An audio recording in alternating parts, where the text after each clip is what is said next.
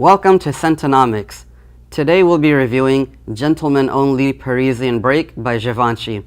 So this came out in the spring of 2016, I believe early April, and it is a fresh, refreshing fragrance for a gentleman. So that's basically this short introduction that we have for this fragrance. It's going to be a quick review, hopefully. And now we'll move on to the presentation.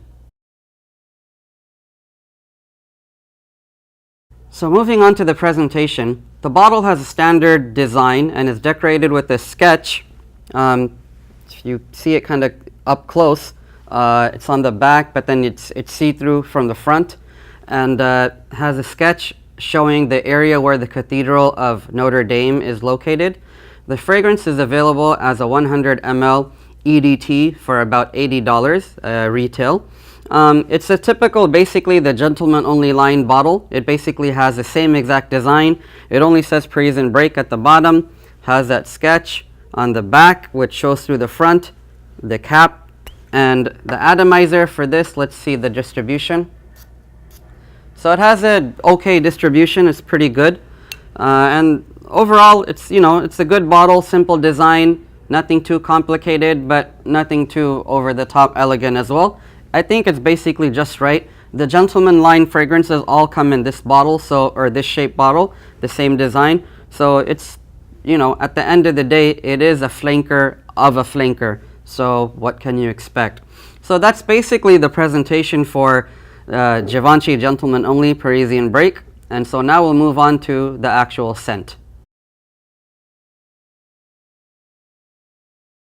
So in terms of the scent, the top notes are mint, lemon, and then the middle notes are sage, or is sage. It's only one middle note. And then the bottom notes are Haitian vetiver and ambroxan.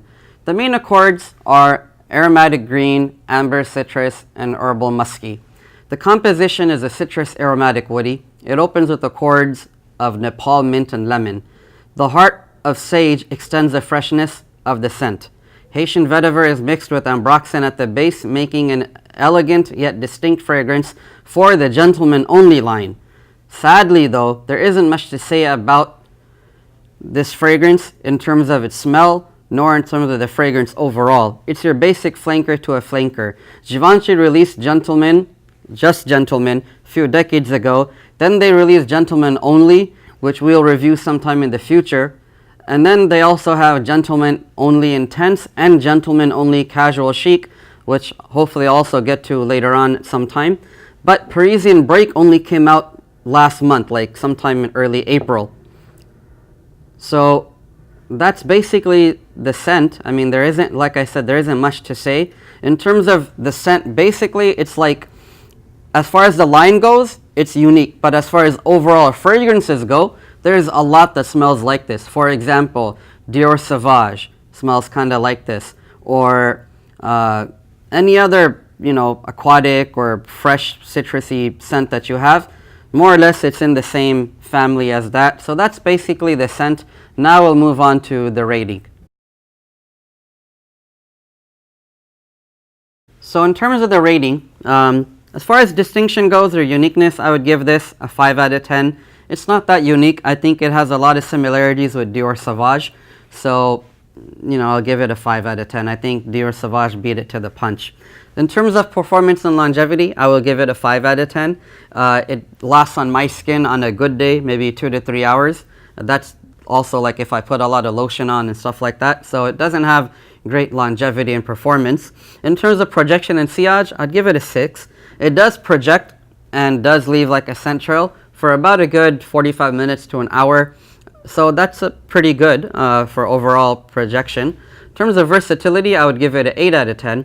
I think you can wear this in any season. I think you can also wear it in any like casual attire, formal attire. That shouldn't make a difference.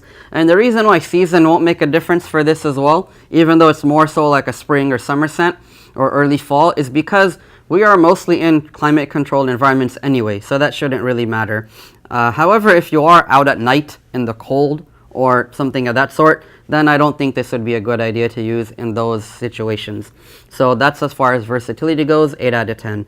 Compliment factor, people do like how it smells. I mean, for me, the first time I tested it out, or sprayed it like the sample at Macy's. It smelled really, really good, and so that got me hooked right away, and so I decided to buy it. So, you know, people will like it. Other people have said that smells really nice. What is that? They have stopped and asked, and so the compliment factor for this is pretty good. I will give it an 8 out of 10.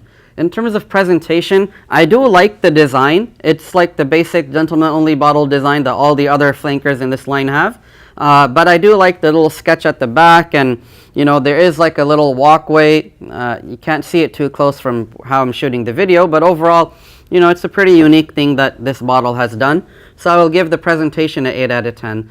Scentonomic factor, I will give it a 4 out of 10. And the reason why it gets such a low score is because of the low performance. So for that price that you're paying, because right now it's so new that it's not even on FragranceNet or any of those other websites where you can get it for even a good deal. It's too early to say. However, if it were to get there later, I don't see it going any lesser than about $45, $50. And if you're going to spend $45 on something, I think you can easily get something better in the same family, more or less, that carries similar DNA as this one. So I think you should perhaps go for something better than this, and that is why I gave it such a low score for the Scentonomic factor. Overall score, I would give it a 6 out of 10, taking all things into consideration. So this was our review of Gentleman Only Parisian Break by Givenchy. Please like and subscribe if you haven't already done so. Also, please comment below and let me know which fragrances you still like despite their poor performance. So even though this has a poor performance for me, I still like it and I will keep it.